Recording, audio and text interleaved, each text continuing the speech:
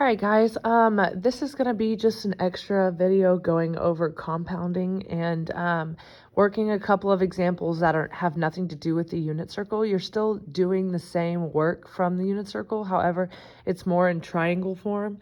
And so I'm going to work quite a few examples going over how that's done and what that looks like. So the first one is obviously going to be number 1. We have sine of tangent to the -1 equals 7 over 9. So I'm sorry, I'm used to just saying that it equals because that's how you need to look at it. So whenever you see that -1 or arctan or however they write it, that means that they're telling you that the tangent is 7 over 9. And that means that this is our opposite and this is our adjacent. Okay, so this is going to be our angle that we are using. So it's always going to be this bottom one, always where the horizontal is, just for future reference.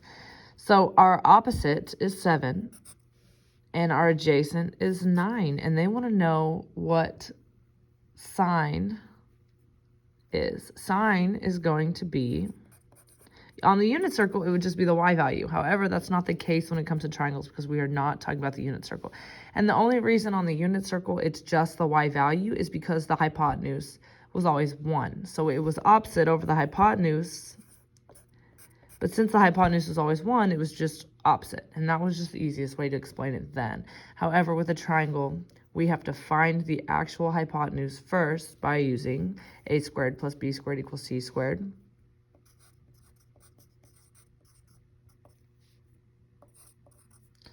So we've got 49 plus 81 equals c squared. This gives us 130 equals c squared. So our hypotenuse, we're actually just going to leave it as the square root of 130. All right, so for us, the sine would be 7 over the square root of 130. And again, we have a radical in the bottom that we need to get rid of. We always have to multiply the top and the bottom by that radical in order to get rid of it. And that leaves our answer as 7 times 100, square root of 130 over 130. And that is our sine. That's our answer. All right, moving on to number 2. They are telling us that sine, which is opposite over the hypotenuse, is equal to 3 over 8. So our hypotenuse is 8. Our opposite is 3. They want to know what tangent is, so we have to find our adjacent in order to be able to write that. So again, you're just going to be filling in the blanks, using Pythagorean theorem to find whatever missing leg you're looking for, and then finding the answer. All right, so we're basically going to take, I'm just going to kind of do things the short way. 3 squared plus b squared equals 8 squared. That's going to be 64 minus 9. Which is going to give me 55. So our a is the square root of 55. So for us, that's going to be, our tangent is going to be 3 over the square root of 55. We got to multiply that top and the bottom by the square root of 55. So then we have 3 to the square root of 55 over 55. And that is our answer. All right, moving on to number 3. Our sine is equal to x over 3, which is opposite over hypotenuse. So our hypotenuse is 3. Our opposite is x. All right, so then this one's going to be a little bit more difficult. We only have an x value. We're not looking to find the value that's supposed to go here. It's going to stay x. Whatever x is, that's going to stay as the value. We're not trying to find this and then find this and then, no. That's a lot of work. We're not going to do all that. It's kind of impossible to do anyway. So first thing we're going to do is our Pythagorean theorem, same way we have been doing. X squared plus b squared equals 3 squared. That gives me x squared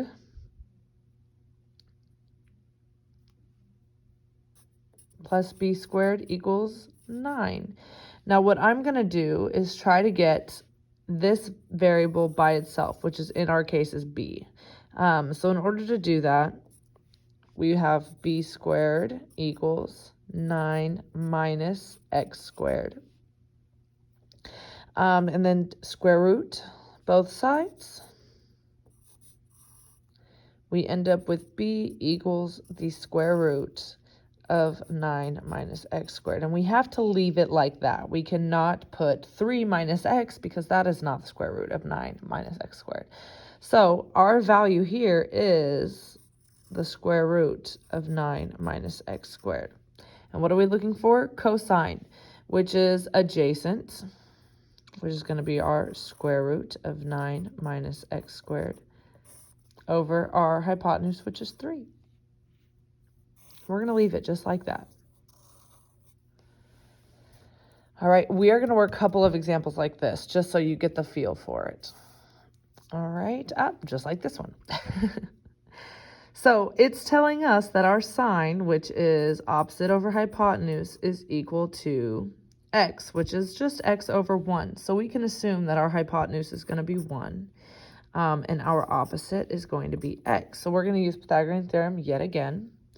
I'm going to do x squared plus b squared, and this is what we're looking for first, equals 1 squared. All right, so we have x squared plus b squared equals 1. And I want to get this b squared by itself. So I'm going to basically subtract the x squared and move it over here. So b squared equals 1 minus x squared, square root.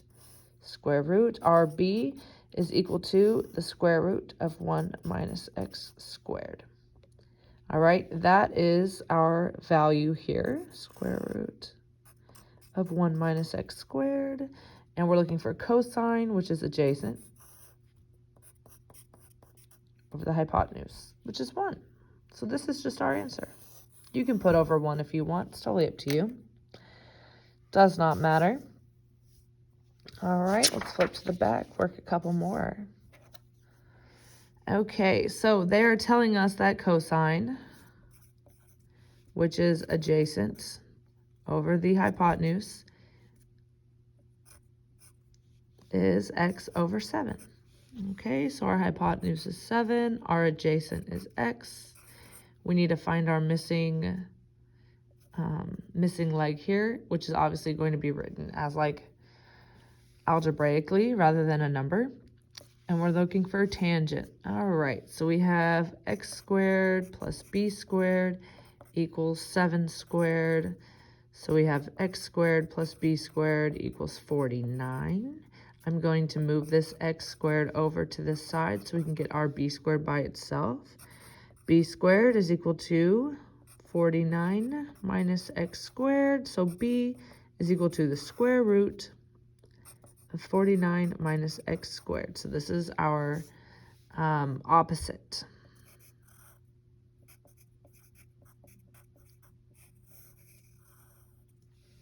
All right, so for tangent, that's opposite over adjacent.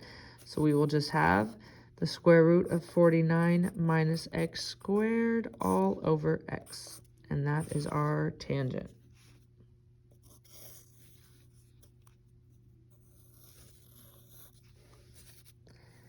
All right. Here they are telling us that our cosine, which is adjacent over hypotenuse, is 1 over x. So our hypotenuse is x, and our adjacent is 1. And we have to find this first to find our sine, which is opposite over the hypotenuse. All right, do a little funky Pythagorean theorem. We have 1 squared plus b squared equals x squared. 1 plus b squared equals x squared. And then we have b squared equals x squared minus 1. All right, and then from here, we have b equals the square root of x squared minus 1, and that is our value here. Square root of x squared minus 1. Sine is opposite over hypotenuse, so we will just have the square root of x squared minus 1 all over x. All right, I hope that we're getting better at this. Sine, which is opposite over hypotenuse, is 2 over x. Hypotenuse is x, opposite is 2. All right, we have to find our adjacent. So we have, we'll just do a squared plus 2 squared equals x squared. A squared plus 4 equals x squared. Let's get that a squared by itself is equal to x squared minus 4, square root it. X squared minus 4. All right, so our adjacent is square root of x squared minus 4. I'm just going to kind of keep that over here. All right, and we're looking for a tangent, which is opposite over adjacent. Oof. I'm going to be nice here. We're going to leave that square root at the bottom. We're not going to work through all of that. It's just going to be 2 over the square root of x squared minus 4. We could multiply the top and the bottom. That would be just super ugly, and we're not going to do all that. So you can leave it just like this, as long as it's not a number. As long as it looks like an algebraic equation with the square root, we will just leave it just like that. All right, last one. Our tangent, which is opposite over adjacent, is 2x over 5. So our adjacent is 5.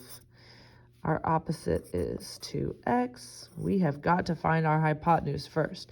So we have, this one's interesting. We haven't done one looking for the hypotenuse with these. So we'll see what happens. 2x squared is equal to c squared. So we have 25 plus 4x squared. You have to remember to square that 2, since it is 2x squared, is equal to c squared. So our c is equal to, we're just going to square root 25 plus 4x squared. And we're going to leave it as that. There's nothing we can do, yet again, just making sure we're all on the same page there. So our cosine, it's going to be adjacent, which is going to be 5 over hypotenuse, square root of 25 plus 4x squared. And we are going to leave it just like that. All right, and that is compounding.